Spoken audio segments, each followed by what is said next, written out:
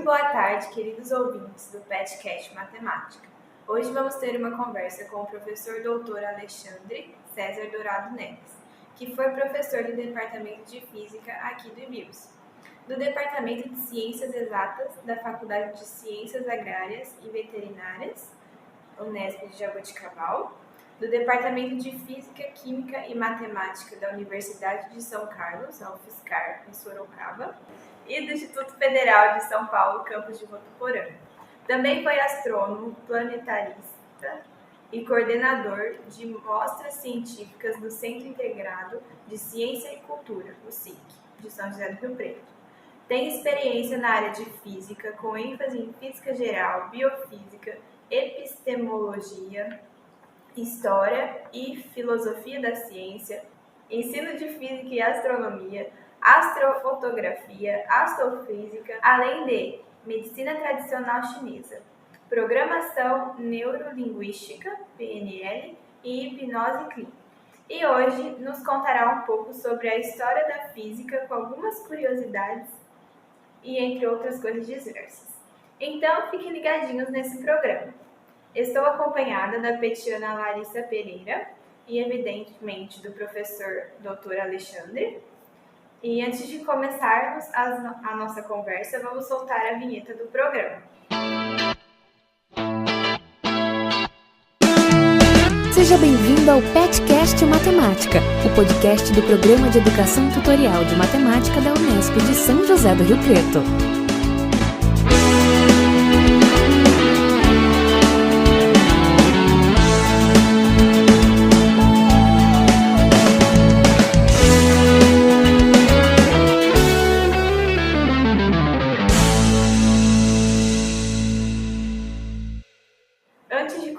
Gostaríamos de agradecer o senhor professor doutor Alexandre pela presença e disposição. Eu que agradeço o convite. O senhor quer se apresentar? Quer falar eu acho que foi bem apresentado. Mas, minha área de experiência, eu sou físico e astrônomo. Trabalho com ensino de física, ensino de astronomia. Meu doutorado em biofísica molecular, a área mais específica, a qual trabalhei 12 anos em pesquisa nessa área. Também trabalho com astronomia, fundamentalmente ensino e observação, a parte de astronomia de posição. E também me enveredei para a área de medicina oriental. Fazia críticas em relação à parte epistemológica, o que significa, será que é científico ou não é científico? Eu fiz muitas, e aí eu fui estudar a fundo. E ao ver os resultados clínicos, me encantei. E aí fui estudar medicina chinesa, acabei me formando em medicina chinesa, área específica acupuntura, depois complementei com dietoterapia chinesa, fitoterapia chinesa, a parte de quiropraxia oriental, enfim. E depois fui estudar filosofia da mente. A partir dali eu fui para hipnose, trabalhei com hipnose e hipnoterapia, e hoje eu integro um pouco de tudo isso. Falando nisso, então, conte algumas curiosidades da sua vida, além dessas. Curiosidades?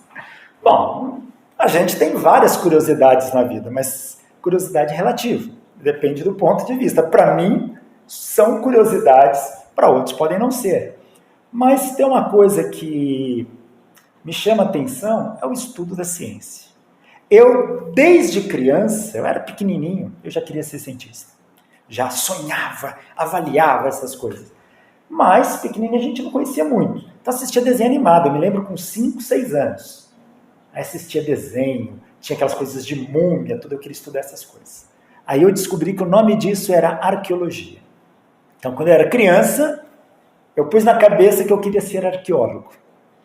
Aí passou um tempo, quando eu tinha 10 anos, passou um seriado na TV que mudou minha vida, chamado Cosmos, produzido pelo Carl Sagan. E quando eu assisti o Cosmos, eu falei, é isso que eu quero saber. Aquele mistério da arqueologia, tudo, que eu gostava daquilo é quando eles envolviam os astros. Aí eu descobri que a astronomia era a minha grande paixão. E o Carl Sagan virou uma referência na minha vida. A partir dali, meus presentes de Dia das Crianças, de Natal, eram livros do Carl Sagan. Com 13 anos, eu já tinha lido uns 6 livros inteiros do Carl Sagan. 13 para 14 anos, especificamente. Quando eu fiz meu aniversário de 14 anos, eu ganhei um presente que eu tenho até hoje. Foi o livro Cosmos, do Carl Sagan. Aquela série de TV em livro, ganhei da minha mãe, eu tenho até hoje guardado. E aquilo me impulsionou muito. E eu adorava, queria ser cientista nessa área. Até que eu descobri que para ser cientista tinha um empecilho. Chamava-se matemática. Eu era péssimo em matemática. Eu gostava de história, geografia e ciências. Matemática e língua portuguesa era, assim, muito difícil para mim. E aí a pessoa fala, você quer ser físico ou quer ser astrônomo? Matemática é a base, você tem que dominar a fundo. Aí eu pensei, poxa, como que eu vou conseguir isso? Eu quase, nunca reprovei, tá? Mas eu quase reprovei a 2ª série, a 4ª série e a 6ª série por causa de matemática. E português, na minha época as notas eram divididas por letras, A, B, C, D e E. A era a maior nota e E era menor. Minhas notas em matemática eram C-, as melhores. C-, o C era o nível médio, ele pontuava em mais ou menos. C- já estava abaixo da média. Então eu tinha muita dificuldade com matemática. E português também. Ciências, eu gabaritava, só tirava 10. História também. Mas matemática e português eram 2 empecilhos. Mas eu adorava ciência. E tinha uma coisa que eu adorava na minha vida, aí entra a curiosidade. Eu escrevi isso até num capítulo de livro que eu publiquei. Eu conto um pedacinho dessa história. Que é, quando eu era criança, e eu sou criança no período da década de 70 e 80, nesse período, final dos anos 70, início dos anos 80, passava na TV Globo uma novelinha, uma série, chamada Sítio do Pica-Pau Amarelo. E eu fiquei encantado por aquilo. Meu mundo era assistir Sítio do Pica-Pau Amarelo e para o quintal brincar de Sítio do Pica-Pau Amarelo. Onde eu me interessei pelas obras do Monteiro Lobato. Comecei a ler livros do Monteiro Lobato, mas aquele sítio, naquele formato, com aqueles atores, me cativava. Eu adorava, eu sonhava com aquilo. E eu sou muito intenso em algumas coisas. Quando eu gosto para ver, eu quero saber. Então eu anotava todos os nomes dos personagens do sítio, anotava tudo, o nome das histórias, quanto tinha. Eu tenho esses papéis guardados até hoje, não serve para nada, mas tenho. E o meu mundo era o Sítio do Pica-Pau Amarelo. E o Monteiro Lobato, o autor do Sítio do Pica-Pau Amarelo, ele mexe com a imaginação, ele leva a criança para o mundo da imaginação. A história do Sítio do Pica-Pau Amarelo é uma história de imaginação. E quando eu começo a ler aquilo, por exemplo, cada episódio era uma aventura. E eu me lembro de um episódio chamado Do Outro Lado da Lua. Nesse episódio, o Pedrinho, a Narizinho e o Emílio Visconde vão parar na Lua. De lá eles vão para Marte, de lá eles pegam carona num cometa, aí vão parar no Sítio do Pica-Pau Amarelo vários cientistas, Ptolomeu, Galileu, e a dona Benta começa a falar de nomes, e tudo que ela fala, eu anotava, era uma questão de honra para mim, eu tinha que saber aquilo. E ela vai falar de Pitágoras, ela vai falar de Tales, ela vai falar de Einstein, enfim. E eu sabia daquelas coisas. Mas eu era péssimo em matemática. Eu me lembro, a 4ª série em matemática, eu falo que eu fui reprovado, a professora passou de dó. Por quê? Eu fiquei de recuperação, minha mãe sempre cobrou estudos de uma forma muito rígida, tinha que estudar, então não tinha brincadeira. Fiquei de recuperação, fiquei 15 dias sem ver Sítio do Pica-Pau Amarelo de castigo e estudando. Então eu tive que passar naquela prova final. Só que eu era muito inocente, a gente formava filas na época do primário para entrar na sala. E como era recuperação, eles mudaram o esquema. Você ia até a escola, eles colocaram o teu nome e a sala que você deveria ir. Cheguei lá, estudei 15 dias, porque estava preparado. Fui ali, olhei meu nome e vi a sala. Eu fui para lá. Isso era 7h30 da manhã. 8h30 a professora não aparece, 9, 10, 11h30 eu vim embora. Minha mãe, como você foi na prova? Falei, não teve. Eu morava em frente à escola. Ela me pegou pelas orelhas e me levou até lá. O professor falou, ele não apareceu? Como não? Eu estava lá o tempo todo. Aí a professora viu que eu estava em lugar errado. E eu acho que ela com dó falou, não, passa. Me passou em matemática assim. Sexta série foi uma tortura, quando entrou expressões aritméticas com chaves, parênteses, colchetes, enfim. Aquilo era muito complicado. Mas quando eu entrei na 7ª série, tinha uma professora chamada Ana Maria. Eu me lembro da aula dela até hoje. Ela desenhou um triângulo retângulo e falou, eu vou ensinar uma coisa para vocês que vocês vão levar para o resto da vida. Chama-se Teorema de Pitágoras. Quando ela falou o nome Pitágoras, eu associei com as coisas que eu via do sítio que eu estudava. Tudo que aparecia no sítio eu tentava estudar. Aí eu falei, será que é o mesmo Pitágoras? Aí eu falei, professora, Pitágoras é nome grego? Ela falou, e contou a história do Pitágoras. Era a história que eu conhecia de estudar as questões que o sítio do Pica-Pau Amarelo me motivava. E quando ela falou isso, eu fiquei encantado. Agora eu vou ver uma coisa. Foi meu primeiro 10 em matemática. Eu mudei da água para o vinho, eu passei a entender. Não virei um excelente aluno, ainda tinha dificuldades, buracos que tinham que ser preenchidos. Mas minhas notas não eram as mais baixas mais. Então eu comecei a me desenvolver bastante, ter desenvoltura em matemática. Quando eu fui para a 8ª série, teve um episódio do Sítio do Pica-Pau Amarelo chamado O Minotauro. Tudo se passa na Grécia Antiga.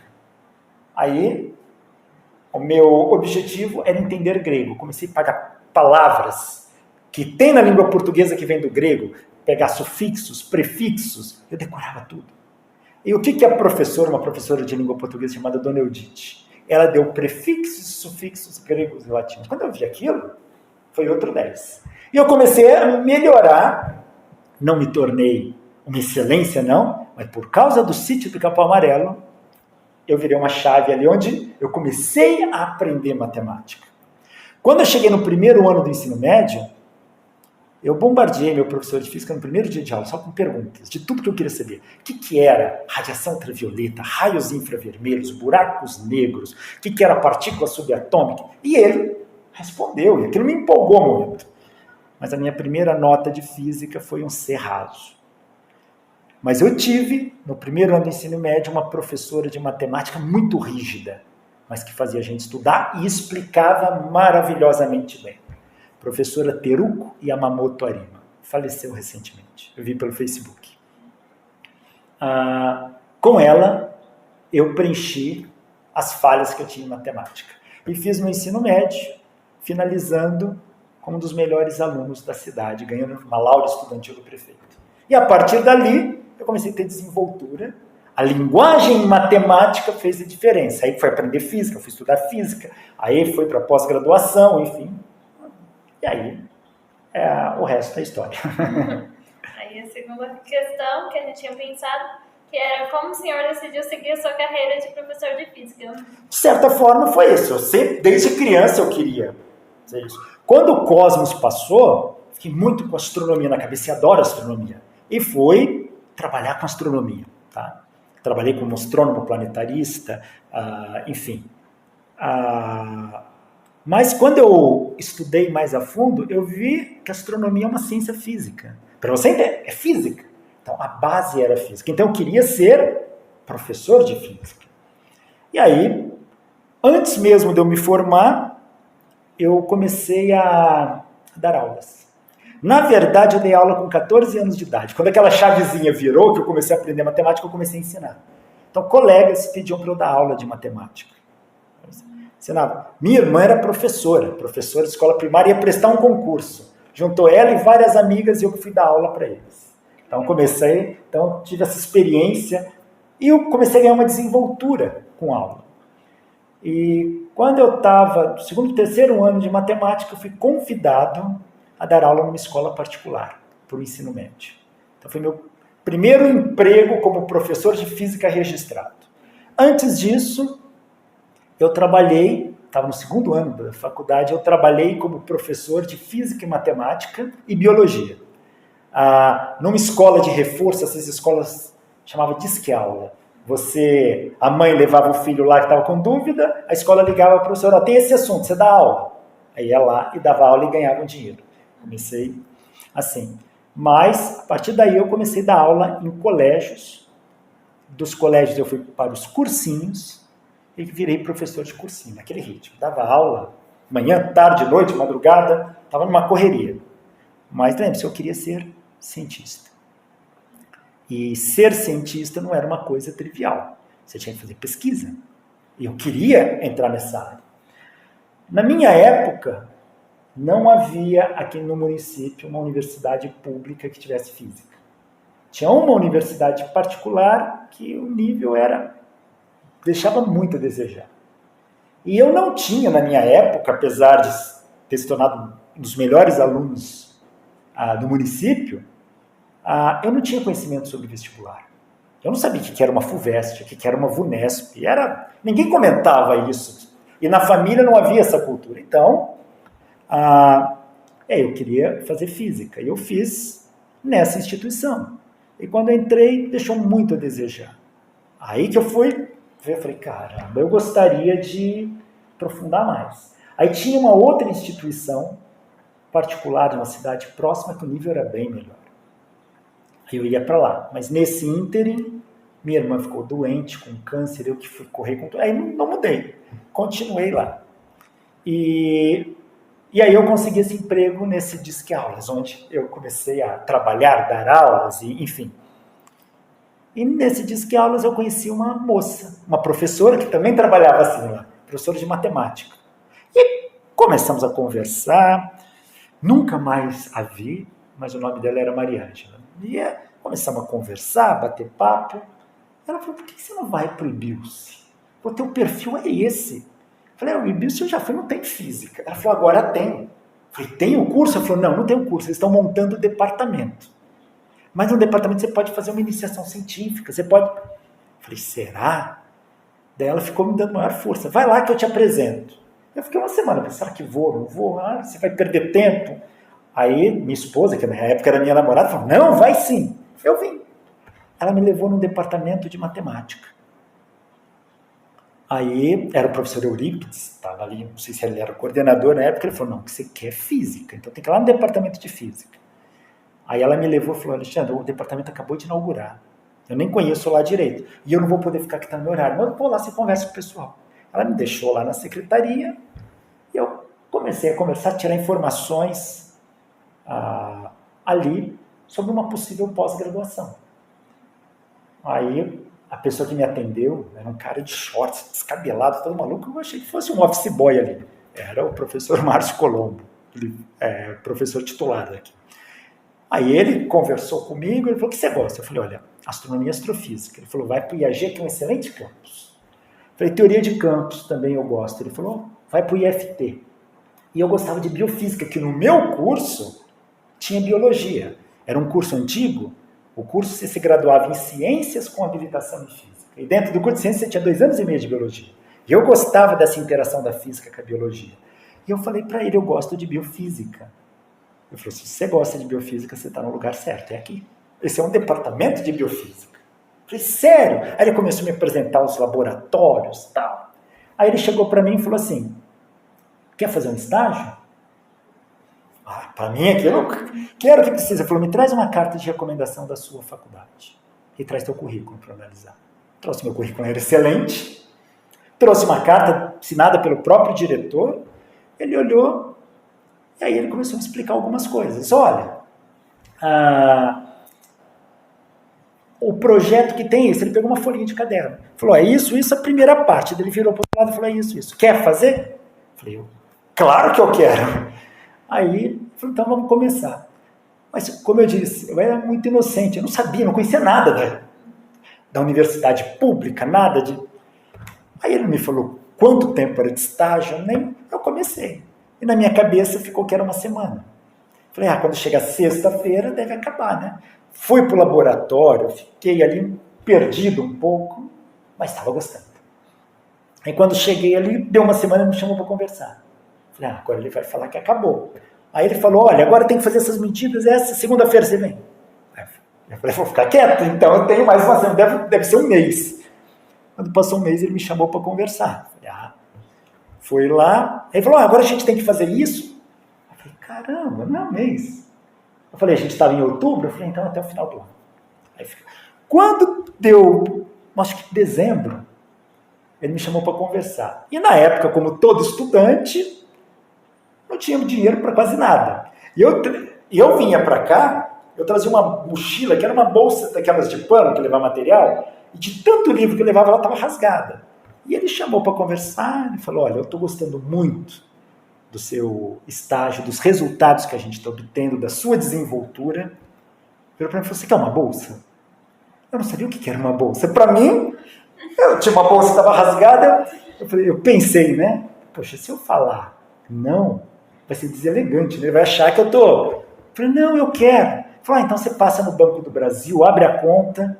Eu falei, para quê? Ele falou, você não quer uma bolsa do CNPq? Aí que caiu a ficha. Aí, enfim, eu fiz 1 ano e meio de iniciação científica. Aí, prestei o mestrado. Na época, hoje, a gente está em 2023, é muito mais simples, porque os cursos são incentivados a ter fluxo contínuo, muitas vezes, mas na época, fazer um mestrado não era tão fácil entrar. E eu vinha de uma universidade particular, onde havia um preconceito muito grande. Eu me garantia, eu me julgava, sabia que eu dominava. Mas eu passei por situações onde uma vez eu prestei um exame com 3 caras, um era do ITA e o outro da USP, e eu peguei primeiro lugar. E o cara virou para mim e falou, deve ter truta cambalacha, aí você não ia passar nisso. Então era difícil. Para mim, o mestrado, apesar de ter feito 1 ano e meio de iniciação científica e com resultados muito bons, era difícil entrar. Fiquei inseguro. Prestei a prova, tudo, e nessa época eu dava aula em cursinho. Vários. E uma mudança política, os cursinhos estavam precisando de muito professor, eles estavam pagando muito bem. E na época eu recebi de um cursinho uma destas propostas indecentes. Eles queriam que eu desse aula de segunda a segunda. Tinha acabado de entrar ali próximo do Plano Real, isso em 94. E me ofereceram um salário que era um valor de um carro zero. Nossa. Mas para eu trabalhar, e eles me forneciam um hotel. Que é? Aí, opa! Daí falou, mas pensa direitinho. Vai, eu te dou um dia para pensar. Vim contente, mas eu pensei, o mestrado não vai virar nada. Eu cheguei em casa, tinha uma carta da Unesp pelo correio. Resultado da pós-graduação. Eu abri. Tinha sido aprovado no mestrado. E era um sonho. Houve um professor aqui da Unesp, década de 70 e 80, que foi diretor desse instituto da área de matemática, muito famoso, o professor Celso Volpe, não sei se vocês conhecem. Já viu aquela rotatória que tem ali na frente do BIOS? Aquilo aí, se você vê, é uma elipse perfeita. Foi ele que projetou. Tá? E o Celso Volpe era muito amigo do meu pai. E eu tinha 10 anos, ele foi em casa, e ele falou para mim que ele era doutor em matemática. Quando ele falou isso, eu falei, eu quero ser uma coisa desse tipo. Então, aí eu consegui a bolsa. Consegui entrar no mestrado, mas de imediato não tinha bolsa. Eu estava deixando um carro zero por mês para fazer um mestrado inicial sem bolsa. Faço ou não faço? Não pensei 2 vezes. Eu deixei o dinheiro de lado e fui me dedicar ao que eu queria. Não tinha dinheiro para nada. Eu vinha para o laboratório aqui, eu trazia na minha bolsa um pão com manteiga e açúcar, que era o que eu tinha para comer. E assim... comecei o mestrado, aí depois fui doutorado, aí depois fui dar aula. No final do mestrado, eu peguei meu primeiro emprego como professor universitário. Depois não parei mais. Aí trabalho na área de ensino superior já há 23 anos. Por aí. Então é por aí. Não é o que me motivou.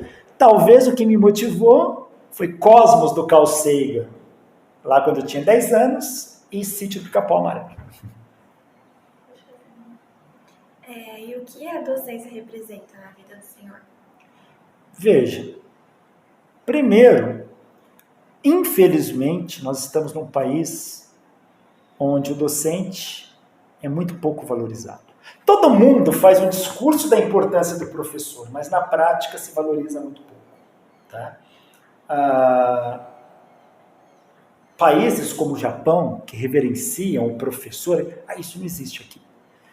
Numa universidade, o professor é avaliado por títulos. Então, o cara é professor, doutor, é livre docente, é titular, aquela coisa toda. Tudo é legal, tudo no currículo Lattes fica bem. Mas perante a sociedade, muitas vezes, não é tão valorizado. Para mim, talvez seja a profissão mais importante do planeta. Sem professor, não existe nenhuma das outras profissões. Quero ser engenheiro, você precisa do professor. Quero ser médico, precisa do professor. Quero ser advogado, precisa do professor. Quero ser músico, precisa de professor. Tá? Ou seja, o professor, eu acho que ele deveria ser valorizado, não é só financeiramente, mas socialmente. Não se tem o respeito pelo professor. E ainda mais o professor de escola primária e secundária. O professor de escola primária, ele é tratado muitas vezes como um zero à esquerda em vários lugares. Pai de aluno coloca o dedo na cara do professor e manda calar a boca. Isso é pontual? Não, isso não é pontual. Isso a gente vê no Brasil inteiro. Tá? Então, veja, se não fosse teu professor lá da primeira série, você não estaria aqui hoje numa universidade. Alguém tem que te dar a base. Você foi alfabetizada. Para vocês, até para mim, é natural a gente falar em pessoas alfabetizadas. Mas houve um período, de quando eu era criança, e mesmo um pouco antes de eu nascer, que no Brasil, nem todo mundo era alfabetizado. As pessoas iam trabalhar, precisavam de ajuda para ler uma placa no ponto de ônibus.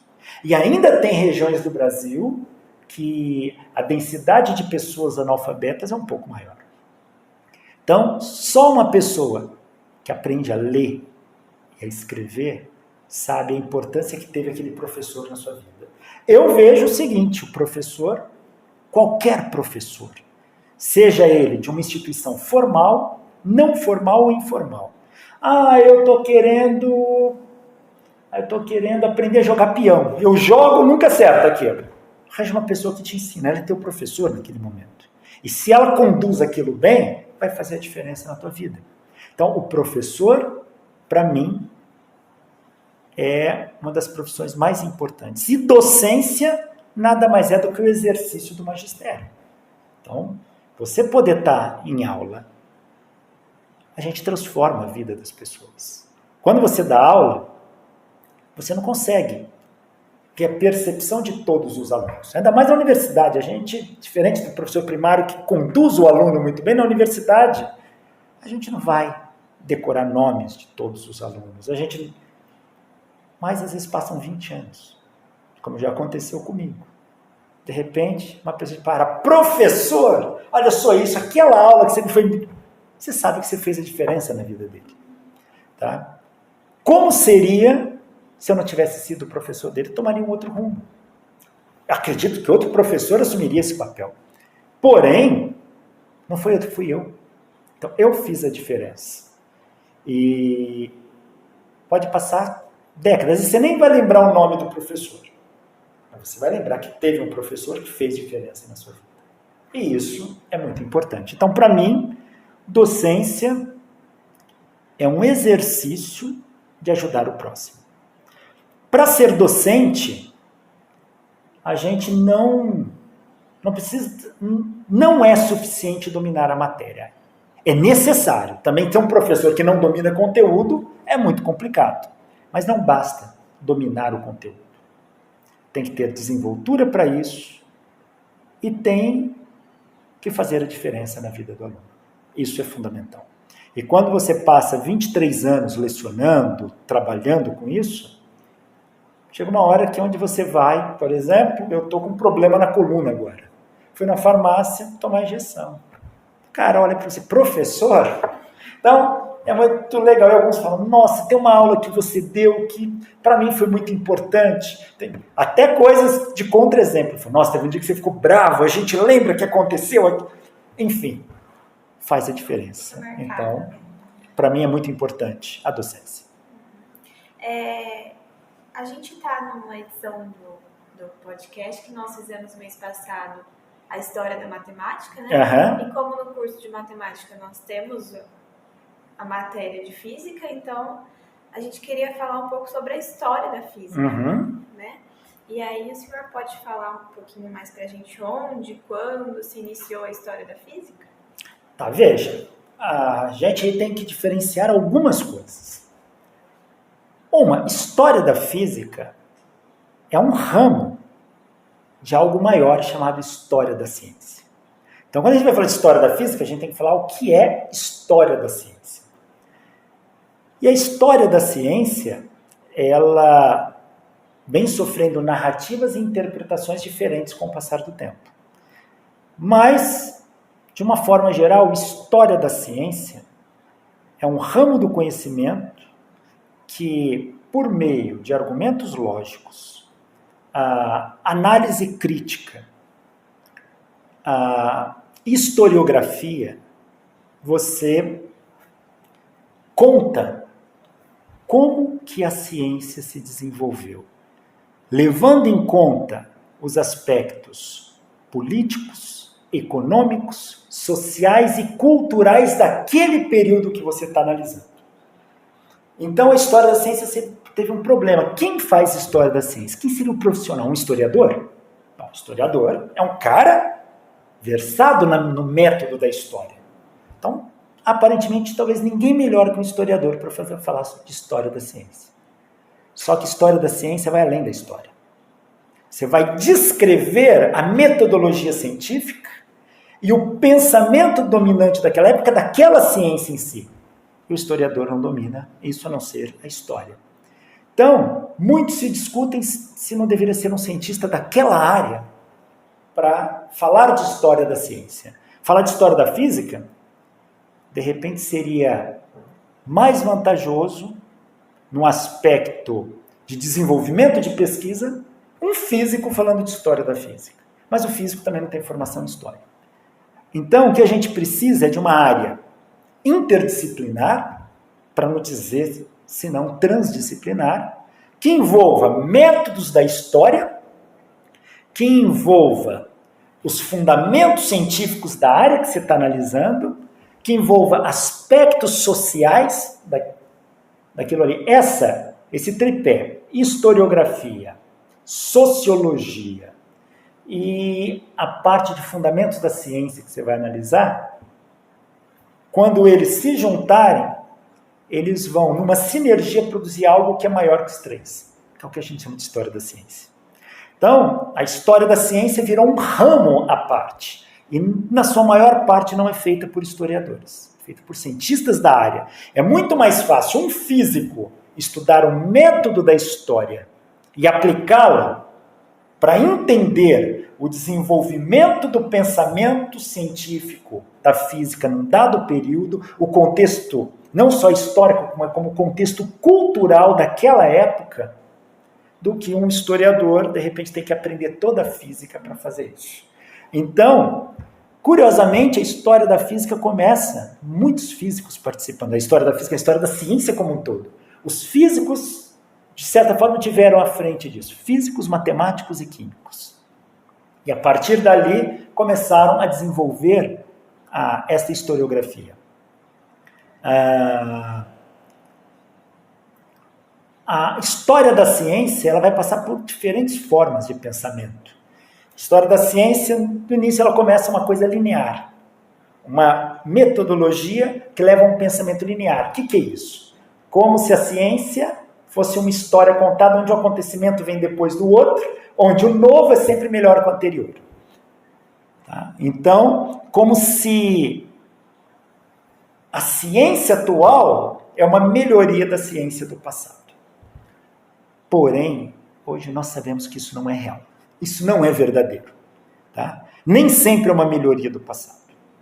Então, essa maneira de contar a história linear, ou seja, o que nós fazemos em ciência hoje é um aperfeiçoamento de coisas anteriores, ela nem sempre se sustenta enquanto realidade.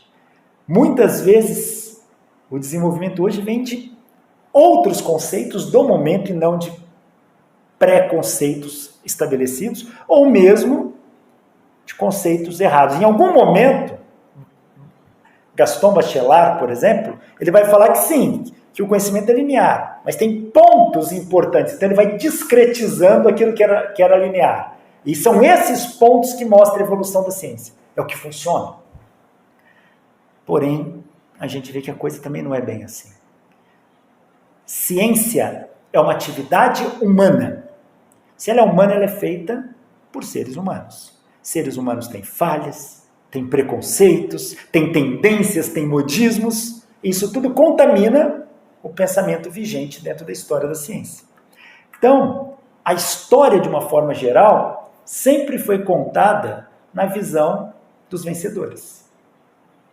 O professor Mário Sérgio Cortella sempre cita nas palestras dele uma coisa que é muito verdadeira, que quando você pega um livro de história geral, tem lá um capítulo, a expansão do Império Romano. O que é expansão? O Império Romano sai da Itália e começa a dominar a Europa. Mas quando você vê os povos bárbaros invadindo a Itália, o nome do capítulo é Invasão Bárbara. Quer dizer, para um é expansão, para o outro é invasão. Então, o ponto de vista que a história é contada é muito complicado. Então, a gente tem que começar a corrigir, e dentro da história da ciência, idem. E por muito tempo, associou-se a história da ciência com anedotas, historinhas, piadinhas até, contadas, como se isso fosse história da ciência. Muitos professores e livros até vão falar da maçã caindo na cabeça do Newton. Algo que provavelmente nunca aconteceu. E como que o professor põe a história da física? Vai lá e vai falar de lei de Newton, fala do Newton, faz algumas piadinhas, brinca, conta uma historinha que a maçã caiu na cabeça dele, ele descobriu a lei da gravidade e acabou. Pera, você está contando uma história que não é real, colocando elementos não reais dentro da história do Newton e reduzindo toda a teoria da mecânica newtoniana a um evento altamente improvável. Se uma maçã cai na cabeça e a gente descobre a lei da gravidade, eu vou dormir embaixo de macieira todo dia. Não é assim que funciona.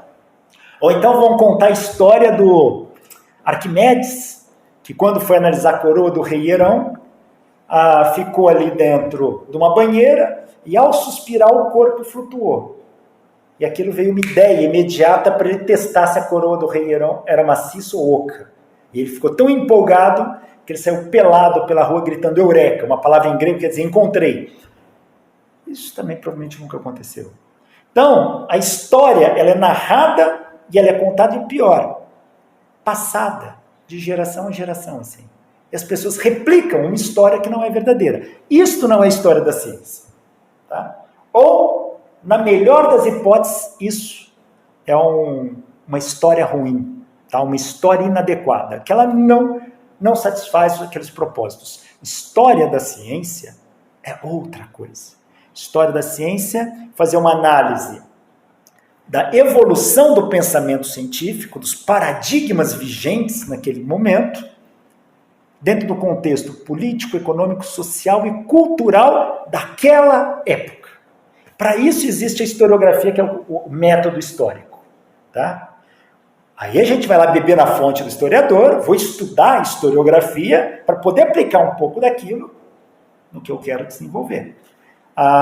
E como que a gente vê hoje a história da ciência? Não como uma coisa linear, nem como uma coisa discreta, mas como uma teia, que nem uma teia de aranha, cheia de nós e conexões. Então, um evento aqui interfere em muitas outras coisas ali. Como eu disse, ciência e atividade humana, ela não está separada da sociedade. Então, todo desenvolvimento científico afeta a sociedade. E todo pensamento social afeta a história da ciência. O pensamento e a maneira de construir o pensamento científico. Então, a gente tem que começar... Por exemplo, na década de 30, um historiador da ciência ele fez um primeiro trabalho onde ele analisa o impacto das leis de Newton e da mecânica newtoniana no desenvolvimento econômico. Ninguém fala disso. Mas veja, Newton, quando desenvolve suas leis, as leis do movimento, ele vai permitir agora a gente associar força a movimento. E se eu tenho controle disso, eu posso projetar máquinas onde eu controlo esses parâmetros. Força, movimento, quer dizer, o quanto de força ela aplica.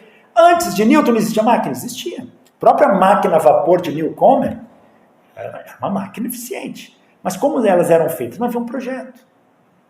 Era muito tentativa e erro. Mexe nisso, vê o que dá. Com Newton, a gente começa agora a saber projetar coisas. A engenharia vai dar um salto. E com isso temos uma revolução industrial, onde as empresas não vão fazer máquinas por tentativa e erro. Faz assim, vê o que é. Não. Agora tem gastos. Então, a mecânica newtoniana teve impacto direto socioeconômico para a sociedade daquele período. Então, isto é ver como que um pensamento da ciência afeta a sociedade. E como Newton foi afetado pelo pensamento vigente no local e época que ele morou. Então, há essa retroalimentação. A ciência altera o pensamento social, e o pensamento social altera a maneira de se fazer ciência. Então, a história da física é um ramo da história da ciência, onde a gente vai analisar os desenvolvimentos, as técnicas, as metodologias e a forma de pensamento da física dentro de um dado período histórico, analisando o contexto social, político, econômico e cultural daquela ciência sobre a sociedade e daquela sociedade sobre o desenvolvimento daquele pensamento científico. É assim que funciona. Que é muito diferente de contar historinhas. E quando muitos professores vão dar uma aula, ele conta uma historinha, pegando uma coisa curiosa que não é real, virando uma piada, e ele coloca no roteiro dele que ele trabalha com história da ciência. Não é isso. Entender história da ciência é algo mais profundo. História da ciência é um campo de pesquisa. Sarton e outros começaram a desenvolver esse campo no século XX. Veja, os primeiros escritos sobre história da ciência vêm do século XIX, mas vai ganhar força a partir do século XX, e no século XX vai ter muitas outras áreas que vão ser costuradas para que a gente tenha uma história da ciência mais efetiva, mais produtiva e mais metodológica. Tá? Então, vai entrar, para formar a história da ciência, tem que ter historiografia, tem que ter filosofia da ciência, a parte de epistemologia, que é estudo do conhecimento, tudo isso tem que entrar, porque você tem que entender como que era o pensamento daquela época. E outra coisa, muitos escrevem sobre história da ciência com argumentos anacrônicos. Anacronismo é uma coisa séria. Não pode ser colocado. Anacronismo, o que é o anacronismo? É, de certa forma, você usar o pensamento atual para explicar o que aconteceu no passado. Então, dá exemplos. De repente a gente pega texto, eu peguei um texto sobre comunismo e lá colocava que Jesus era um autêntico comunista. Veja, essa palavra comunismo só vai surgir no século XIX. A ideia de comunismo, eu não posso atribuir comunismo a Jesus, porque isso não existia naquela época. Então Jesus não era comunista. Quando eu faço isso, eu estou cometendo um erro de anacronismo. Então, eu não posso fazer isso. Eu não posso falar que Jesus era comunista, sendo que o comunismo não existia nessa época. Tá? Um exemplo que a gente usa por força de expressão, mas dentro de um trabalho mais sério você não deve. Claro que são erros mais bobos. Mas, por exemplo, Newton era um físico, Galileu era físico, Kepler, físico, matemático, astrônomo. Espera aí. Se eu pegasse uma máquina do tempo agora e voltasse lá com Galileu e falou, cara, você é físico, que legal, eu também sou, estou empolgado. Talvez Galileu não saberia do que eu estava falando, porque esse termo não existia. Para Galileu, ele era um filósofo natural e matemático. Então, a filosofia natural era o nome que se dava o que hoje, basicamente, a gente chama de física. Não toda a filosofia natural, porque dela vai ser a biologia e outros ramos, mas o grosso da filosofia natural no passado é o que nós chamamos de física hoje. Newton era um filósofo natural. Tá? Você fala para o Newton, tá bom, desculpa, não, é que você é um cientista, eu também sou, e ele também não sabe o que você está falando, ele não era um cientista. Cientista é atual. Esse nome, cientista, vai aparecer no século XIX. Newton é do século XVII, 200 anos antes. Então, eu não posso cometer esses erros. Então a gente fala, olha, Newton era um físico Tá, gente, quando eu falo isso, os alunos estão entendendo, mas quando eu vou escrever um trabalho técnico, eu não devo colocar dessa forma. Porque eu estou fazendo anacronismo. Estou colocando argumentos atuais para explicar uma coisa do passado que não existia. E aí eu acabo distorcendo isso. Claro que esse é um anacronismo tanto bobo, mas tem argumentos de questões sociais, morais, éticas, que você pega o de hoje e tenta aplicar na sociedade antiga. Você tem que olhar a sociedade antiga com o pensamento da sociedade antiga. E hoje, infelizmente, anacronismo corre solto na internet. Tá? Por exemplo, um debate que Monteiro Lobato, que eu admiro tanto, era racista. Sob uma perspectiva atual, talvez seria, mas para a perspectiva da época não era. E eu tenho que analisar o pensamento dele. Não posso julgar Monteiro Lobato com o pensamento de hoje. Entende? Então, esse tipo de anacronismo, você fala em anacronismo, os historiadores se arrepiam. Porque um bom método histórico não pode ser assim. Então, a história da ciência tem que ter essa base metodológica da história. Mas, preferencialmente, ao menos na minha opinião, feita por um cientista da área. Então, um físico vai falar de história da física, um matemático, história da matemática, um químico, história da química. Vai ser muito mais... Vai ter um alicerce melhor na construção dessa história. Mas não adianta o físico tem que ir lá estudar historiografia, estudar sociologia, estudar processos culturais daquela época. Então, se eu voltasse numa máquina do tempo e falasse para o Newton que ele é um físico, ele não ia saber do que eu estava falando. Mas se eu chamá-lo de alquimista, com certeza o sorriso viria aqui, porque ele era um alquimista. Tá? Então, a gente precisa entender. Hoje está muito na moda, em voga, principalmente argumentos de internet, de Facebook, de TikTok, enfim, todas essas coisas. Você vê as pessoas fazendo crítica. E uma palavra que é no gosto popular chama-se pseudociência. Isso é pseudocientífico? O que é? É algo que você está fazendo para desmerecer. Sendo que pseudociência, a gente avalia uma coisa no contexto atual.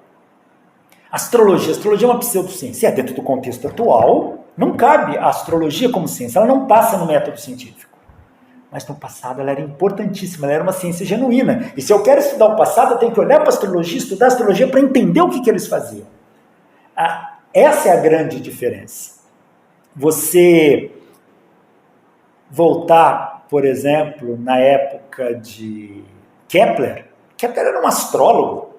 O próprio Kepler já não acreditava em astrologia, mas ele fazia mapa astral, horóscopo, para poder sobreviver.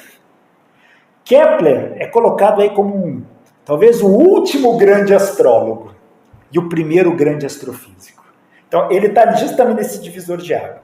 E na época, por exemplo, coisas que a gente avalia, o Renascimento foi a transformação de pensamento da ciência moderna. Veja, o Renascimento teve muito pouco de ciência. O Renascimento estava voltado à arte. E esta revolução que se coloca no século XVI e XVII, na verdade começou na Idade Média. A Idade Média já tinha essas raízes dessa revolução científica. Então, quando Galileu desenvolve seus trabalhos, quando Kepler desenvolve, quando Newton desenvolve, eles estavam recebendo informações anteriores, que já vinham lá da Idade Média, servindo de pré-requisito. Por muito tempo, se diziam que a Idade Média foi o período negro da humanidade, que o conhecimento ficou atrasado. Essa é uma outra coisa que precisa ser melhor interpretada.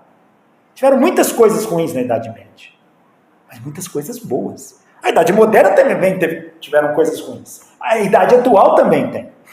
Tá? Não é diferente. A gente vê fraude em ciência, ciência sendo usada para fins militares, para a construção de armas de destruição em massa. Isso é resultado da produção científica. A Idade Média não era diferente, mas só que na Idade Média não tinham armas atômicas. Tá? Mas tinha punições severas. Então era uma perseguição, você podia morrer e etc. Era uma outra forma. Então, a Idade Média não é de todo ruim. Basta a gente lembrar que a universidade nasceu na Idade Média. Aliás, nasceu junto com a Igreja Católica.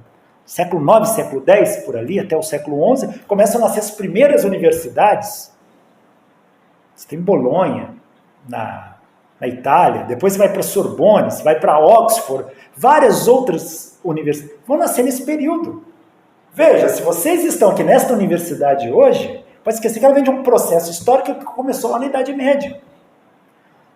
Ah, mas era dominado pela Igreja Católica que fez um estrago, proibiu tudo. Não.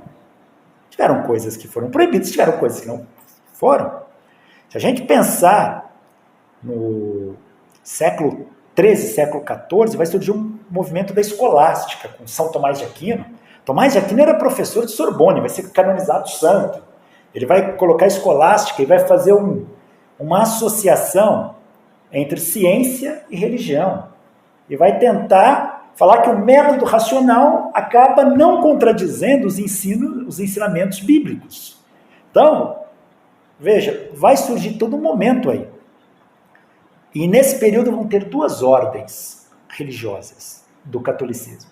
A ordem dos dominicanos, na qual São Tomás de Aquino basicamente vinha dessa linhagem, e a ordem dos franciscanos. Começa com Francisco de Assis. Francisco de Assis não era nenhum intelectual, mas a maneira dele ver o mundo e a relação dele com Deus, ele começa a ver que Deus está na natureza. E ele fala, observar a natureza era muito importante. Ele faz voto de pobreza e tal. Mas, junto com Francisco de Assis, vai ter uma legião de padres que vão para esta ordem. E para eles, estudar a natureza era algo muito bom. Veja, franciscanos. E a igreja, naquele momento, ela apoia os franciscanos. E o que vai acontecer? Muitos franciscanos vão se espalhar pela Europa, mas sempre com aquela visão de estudar a natureza. Como se fala natureza em grego? Physis. Da onde deriva a palavra física. As leis da física são as leis da natureza.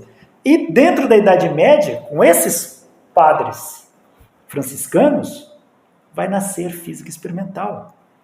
Um grupo deles vai para a Inglaterra e lá fundam a Universidade de Oxford. E ela vai ter no seu seio um grupo de intelectuais franciscanos.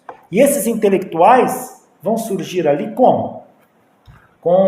Você vai ter ali Robert Grosseteste, que vai começar a colocar física experimental, óptica. E ele fala, se Deus está na natureza, a gente tem que observar e testar a natureza para entendê-la. Começa a física experimental. Então, olha, a física experimental, o grosso dela, vem na Idade Média, com os franciscanos. Robert Grosseteste faz isso, depois John Scotus, William de Ockham, tá? Esses caras vão criar métodos. Como que eu devo investigar a natureza? Eu devo testar, criar as condições para a natureza agir. E entre uma teoria e a natureza, a teoria sempre está errada. Se eu pego este objeto e solto de uma dada altura, ele cai. Mas se eu desenvolvo uma teoria matematicamente consistente, que diz, se eu soltar esse objeto, ele vai para o teto, quem será que está certo? Minha teoria matematicamente consistente ou a natureza? Já lá, que começa com William de Ockham, ele vai falar, olha, se eu soltar isso aqui vai cair. Repito, experimenta, testa, solta. Uma vez, pode ter muitas variáveis na jogada. Faz uma estatística. 1, 2. Pode ser que uma vez ou outra ele tenha ido para o teto. Mas será que aquilo foi estatisticamente significativo? Não foi. Então, entre a minha bela teoria matemática e a natureza tem razão. E os franciscanos vão ensinar toda essa metodologia. Pois já lá na Idade Moderna, Francis Bacon vai beber nessa fonte. Roger Bacon vai fazer isso. Ele era um dos franciscanos lá, associados a Oxford, lá em 1300 e pouco. Quando a gente chega no século XVI, século XVII, Francis Bacon vai beber na fonte. Temos dois Bacon na história, Francis Bacon e Roger Bacon. E ele vai criar toda uma metodologia científica para isso. E Galileu Galilei vai beber na fonte do Francis Bacon e do Roger Bacon. E ali, Galileu vai falar, o método experimental é o que deve ser colocado. Porém, eu preciso ler esse método, traduzi-lo. A natureza expressa uma linguagem. E esta linguagem chama-se matemática. Se eu quero conversar com a natureza, eu tenho que fazer isso numa linguagem matemática. E assim, as coisas vão acontecendo. Agora, eu tenho que olhar para toda essa história, olhar para isso lá naquele período, com o pensamento vigente daquela época. Não adianta eu tecer críticas com o pensamento da sociedade atual. Aí eu estou fazendo anacronismo, aí eu destruo tudo isso. Então, a história da ciência faz isso, e a história da física é um leque. A história da física ela é muito longa, e ela não é estática. A história da física está acontecendo, como a história da matemática está acontecendo. O que será que nós temos de matemática no mundo hoje que está acontecendo por aí? Nós tivemos aquele matemático russo lá, que resolveu as conjecturas de Poincaré. Isso é uma coisa que vai entrar para a história. Nós temos diversos elementos hoje em dia que estão acontecendo. A história, ela não aconteceu, ela está acontecendo agora. Mas é difícil a gente analisar o nosso entorno porque nós estamos inseridos dentro da história atual. Precisa de uma perspectiva diferente, alguém que olhe isso de uma outra perspectiva para poder construir a narrativa histórica de agora. E tanto a história da ciência como a história da física, ela é baseada em fontes. Tá? O método historiográfico, ele vai falar que você tem que estudar as fontes. Então, fazer história da física, você precisa estudar fontes. O que é fonte? É de onde você tira a informação histórica. As fontes podem ser escritas ou não, mas é de onde eu tiro. E as fontes históricas, por exemplo, ela pode ser primária ou secundária. É desejável que um historiador da ciência, um historiador da física, saiba ler as fontes primárias. Então, se eu quero estudar a Grécia Antiga, eu preciso ler grego antigo. Como eu só vou acreditando? Aristóteles disse isso, legal, eu reproduzo. Mas eu nunca li Aristóteles no original, então eu preciso ir lá e ler. Se eu for trabalhar com história da física árabe, eu preciso saber o árabe antigo. Se eu quero trabalhar com história da física chinesa, eu preciso saber o chinês daquele período. O latim. Então, a gente começa a se especializar e você tem que aprender pelo menos uma dessas linguagens. É assim que a história da física é construída. E falando nisso, qual foi a primeira descoberta da física? Veja, como a física estuda a natureza, então as leis da física são as leis da natureza, o que acontece nesse caso? Falar em descoberta, a gente não sabe qual foi. A partir do momento que o homem começa a desenvolver algum raciocínio, de repente nem um homem, mas algum hominídeo, talvez, se a gente voltar no tempo, há 2 milhões de anos atrás, nós tínhamos o Homo erectus, e que já controlava o fogo. Talvez ele não dominasse o fogo, isso é discutível, mas ele controlava. Se quer fogo no mato, ele sabia preservar. Isso exige um raciocínio físico. Então, o Homo erectus foi o primeiro físico? Talvez não, porque ele fazia isso de uma forma por tentativa e erro. E fazer física não é só reproduzir a natureza por tentativa e erro, é desenvolver um processo metodológico. Então,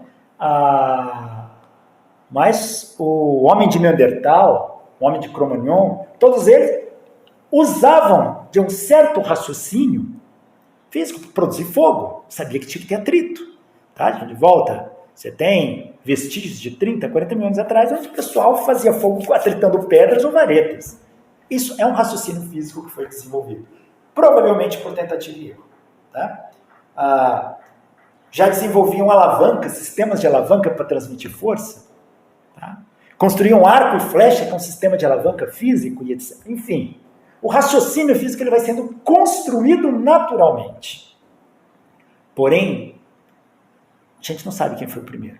Mas dentro da análise historiográfica, quando a gente começa a olhar, pelo menos para o Ocidente, é comum associar aos filósofos gregos pré-socráticos como os primeiros trabalhos de física. Tales de Mileto, 600 a.C., já vai usar métodos para medir a altura da pirâmide do Egito, vai determinar, vai prever um acontecimento de um eclipse solar. Isso envolve já um raciocínio físico mais abstrato, com metodologias. Mas Tales, não sei se ele foi o primeiro, mas pelo menos deixou algumas coisas escritas. E a partir daquilo a gente sabe. Mas ele não tirou do nada. Tales foi beber na fonte dos egípcios. E sabemos que esses beberam na fonte dos mesopotâmios. Tá? Então, pode ser que parte disso já tinha sido construída. Então, quem foi o primeiro físico? Não tem como dizer. E veja, eu estou falando físico com o pensamento do físico atual. Lembra que era o filósofo natural da época, que analisava a natureza. Então, quem foram? Se a gente pega a história da filosofia, como história da ciência, os pré-socráticos são apontados ali como pelo menos os primeiros ocidentais a deixarem coisas por escrito que têm o raciocínio físico. Mas quando você vai para a Mesopotâmia, lá na região da Babilônia, os caldeus, você também encontra coisas muito antigas escritas. Vamos pegar um exemplo. A escola pitagórica. Pitágoras, ele foi talvez um físico. Tudo bem, vejo como matemático, mas era um físico. Pitágoras vai construir o monocorde, é o primeiro instrumento de corda onde ele vai associar a nota, a frequência da vibração da corda e o comprimento da corda. Isso é uma relação física total. Pitágoras, 500 a.C. Mas a gente não pode esquecer que esse período de 600, 500 a.C., estava florescendo muitos pensamentos. Enquanto Pitágoras e Tales estavam ali na Grécia, na China nós tínhamos sábios que também estavam construindo coisas. Na Índia também, isso tá. Veja, Pitágoras, ele desenvolve o famoso teorema de Pitágoras, que não é físico, é puramente matemático, mas a matemática surgia com uma necessidade de interpretar a natureza. Então, talvez esse pessoal era mais físico do que matemático naquele período. Para que se desenvolveu a trigonometria? Basicamente, no início, para estudar os astros, fazer astronomia, determinar a posição, e dali se aplicar ao campo, fazer medidas de comprimento, largura, altura, área, elevações. Isso era física. E a partir daquele momento que isso acontece, você fala, pô, eles foram os primeiros. Então, quando você pega Pitágoras, você vai ver que ele deduziu aquele teorema. Pitágoras, provavelmente ele bebeu na fonte dos egípcios. Os egípcios já conheciam o teorema de Pitágoras. Eles usavam a relação para a construção civil, 3, 4, 5, que é o triangulinho, para formar um canto. E isso é teorema de Pitágoras. Talvez eles não tenham mostrado uma dedução, mas eles já conheciam. Aí quando você vai lá para a China, 600 a.C., bem anterior a Pitágoras, tem a dedução do teorema de Pitágoras feitos por um chinês. Tá? Séculos antes de Pitágoras. Então, peraí, então não foi Pitágoras que fez? Não. Mas quando você vai para a Mesopotâmia, tem séculos antes desse chinês, já uma análise e uma tabela, que é o que seria o teorema de Pitágoras, de vários 3 números que formam um triângulo retângulo. Então, 3, 4, 5, aí você brinca, tinha uma tabela para formar cantos. Então, os mesopotâmios já conheciam o teorema de Pitágoras. Os chineses já conheciam, os egípcios, mas talvez quem formalizou daquele jeito foi Pitágoras, e então foi atribuído a ele. Então, quem é o primeiro? Não sabemos. Não tem o primeiro físico. É um processo. Isso vai acontecendo em diferentes partes do mundo ao mesmo tempo.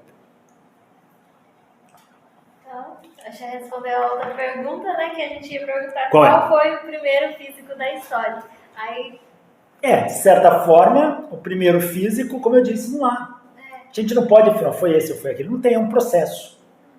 Isso vai acontecendo e depois vai culminando em escolas de pensamento. Escola pitagórica, escola platônica, a escola aristotélica, enfim. E a partir dessas escolas que vão deixando coisas por escritos, a gente vai entendendo a forma de pensamento. Mas não tem uma pessoa, não pode falar, foi esse, foi aquele. Não existe. Ninguém, um belo dia, levantou da cama e falou, você é o primeiro físico. Não tem. Você vai escrevendo coisas e vai desenvolvendo. Mas, com certeza, é importante os filósofos naturais gregos pré-socráticos tiveram uma importância fundamental para o conhecimento da física tal qual ela chega hoje. Tá? Os chineses desenvolveram muita coisa, mas por diferença cultural, os chineses guardaram isso. Então, por que a física vai se desenvolver a partir da Grécia e dos árabes, principalmente os árabes num outro momento, e com os chineses não? Os chineses não sabiam? Claro que sabiam. Nossa, os chineses inventaram a bússola, descobriram o campo magnético da Terra bem antes dos gregos. Fizeram todo um processo de avaliação, tinha uma astronomia muito forte, tal qual a dos gregos e dos mesopotâmios. Os chineses não deixavam nada a desejar. Tinha uma matemática forte. Mas a gente nem sempre olha para isso. E por que não olhamos para isso? Talvez por uma questão de anacronismo de novo. O que a gente vê escrito, falado muitas vezes? Nosso pensamento tem origem grega. Será que tem? Como que eu falo isso? Eu estou olhando porque eu estou olhando para o próprio umbigo. A Grécia foi o que dominou o Ocidente, mas a gente esquece que existe um outro lado do mundo, que é o Oriente. E a gente não conhece nada daquilo. Quando eu falo não conhece nada, quer dizer, a gente tem vários trabalhos, mas isso não afetou a sociedade aqui.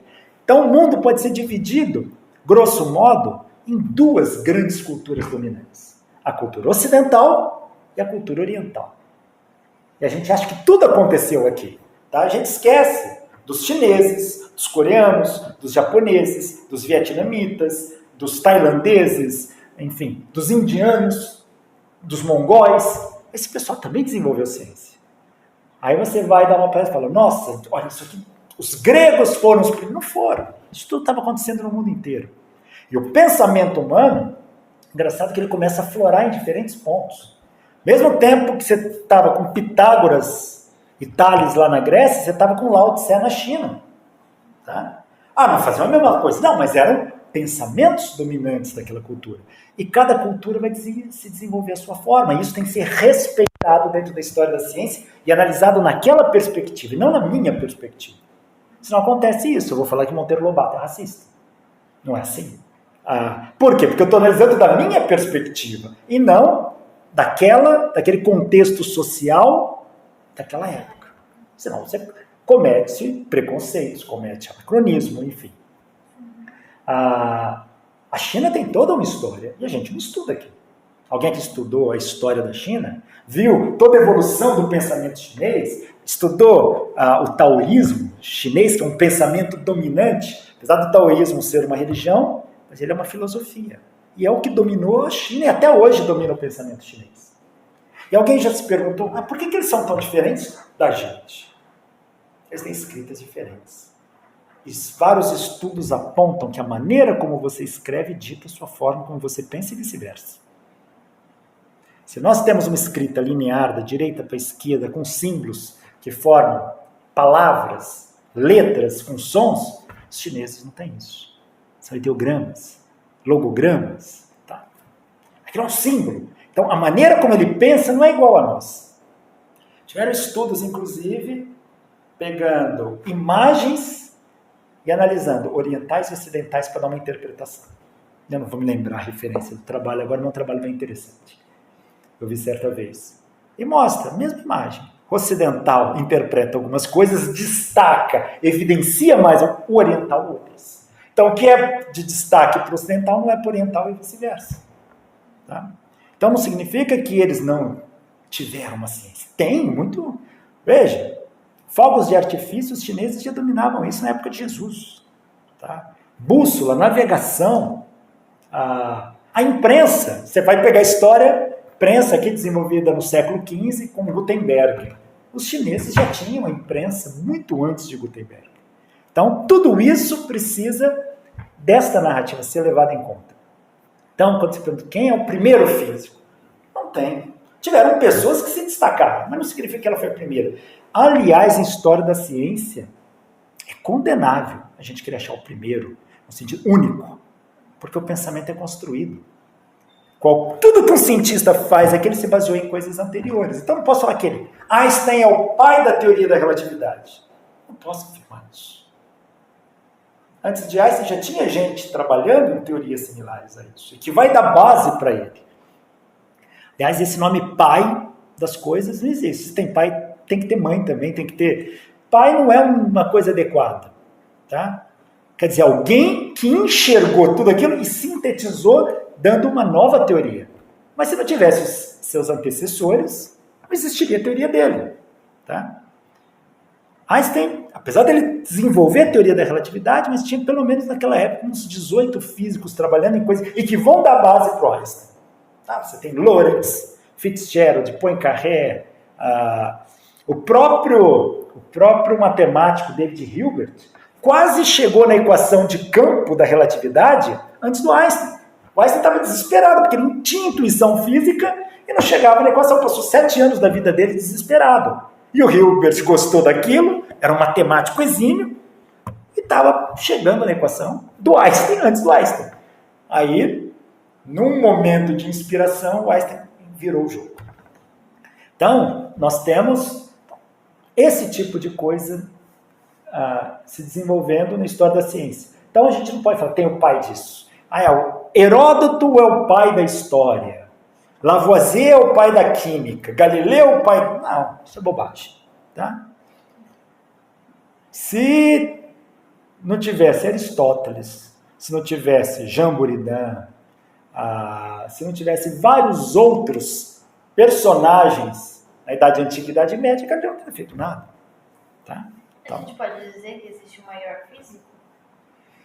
Em tamanho, em altura? Talvez.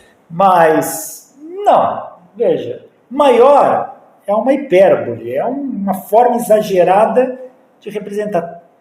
Às vezes, a pessoa está no local certo, no momento certo, na hora certa. Então a ciência vem assim por acaso, se tiver no local... Não, tem que estar preparado. Oportunidades, elas acontecem, mas se você não estiver preparado, ela passa. Às vezes você estava muito bem preparado, não conseguiu. Tinha muitos cientistas na época do Einstein que estavam estudando relatividade. Porque ele foi, poderia ter sido outro, poderia ter sido Poincaré, ter desenvolvido a teoria da relatividade e tal, mas não foi o Einstein. Porque naquele momento, naquele trabalho, naquele domínio, as coisas estavam acontecendo, em um dado momento que ele facilitou, ele enxergou primeiro que os demais. Publicou, mérito dele. Mas, no caso, ter um mais importante, claro, existem trabalhos importantes, talvez não cientistas importantes. Acho que todo cientista é importante. Einstein, para mim, aí não é história da ciência, é algo pessoal. Eu adoro Einstein, estudei a vida dele muito. Para mim é um cara que me cativa. Eu gostaria de ter conhecido esse cara, pessoalmente. Eu acho que ele era um dos cientistas, assim, que tinha uma visão privilegiada das coisas. Ele tinha uma capacidade de enxergar as coisas muito bem. Einstein não desenvolveu só a teoria da relatividade restrita e geral. Ele estudou outros campos. Einstein foi quem deu o pontapé inicial para a mecânica quântica, apesar que, posteriormente, ele vai contra a mecânica quântica. Einstein descobriu o efeito... Descobriu, não. Ele explicou fisicamente o efeito fotoelétrico que ninguém dava conta de explicar. E ganhou o Prêmio Nobel de Física pela teoria do efeito fotoelétrico e não pela relatividade. Einstein estudou estrutura atômica da matéria, parte que envolve mecânica e estatística. A tese de doutorado de Einstein estava associada à determinação do número de Avogadro, que é aquele 6.02 vezes 10 23, que era um número que ninguém conseguia medir isso adequadamente. Ele vai para a teoria atômica estudar isso. Então, era um cara que estava... E ele tinha uma percepção muito boa.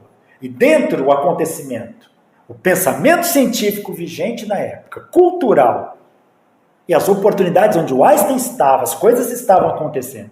Imagina se ele tivesse colocado o Einstein no interior da África. Por mais que ele tivesse capacidade, talvez as coisas não aconteceriam. Não chegariam os artigos que chegaram para ele, talvez não teria acesso por outros meios, enfim. E quantos Einsteins tem por aí, nesse momento, trabalhando exaustivamente? De repente, nada acontece. Passa a vida, um dia vai se aposentar, vai morrer.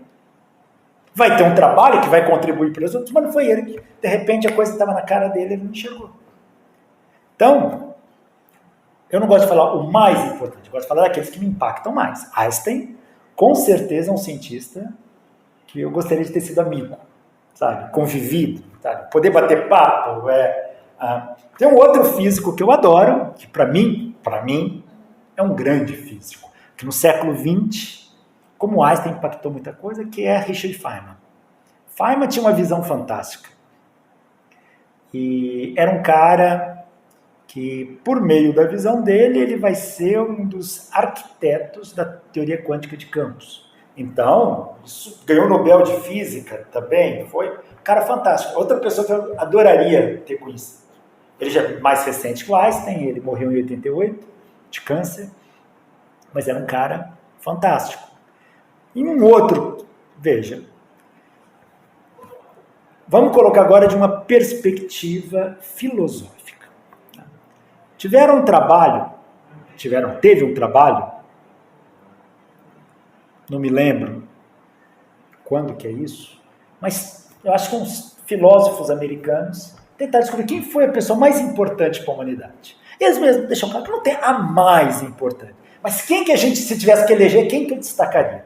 Pessoas que mudaram a vida dos outros. Seja no aspecto científico, político, social, não importa. Esses filósofos, quando fizeram esta pesquisa, eles tinham já uma perspectiva de que Jesus Cristo estaria em primeiro lugar. Jesus Cristo foi tirando todo o viés religioso da jogada. Jesus Cristo foi um homem que, para mim, deveria estar entre os grandes filósofos da humanidade, como Platão. Só pelo Sermão da Montanha, a profundidade daquilo ali é muito interessante. Mas o pensamento propagado de Jesus deu origem a um pensamento religioso que domina metade do planeta. 2 bilhões e tantos de pessoas são cristãs no planeta, 2000 anos depois. Então, o cara não é qualquer um. Ele mexeu com a vida das pessoas. Então, esses filósofos achavam que Jesus poderia estar ali, talvez, em primeiro lugar.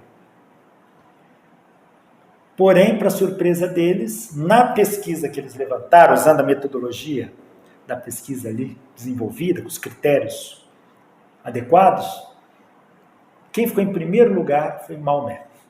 Que a gente, aqui do Ocidente, não se lembra muito. Para Maomé, as pessoas, por um preconceito, associa terrorista, associa homem bom, e, na verdade, o islamismo é uma religião muito forte, onde altera o pensamento e a vida das pessoas. E para esses filósofos alterou com muito mais intensidade a vida das pessoas do que o cristianismo. Então, em primeiro lugar, eles colocaram Maomé.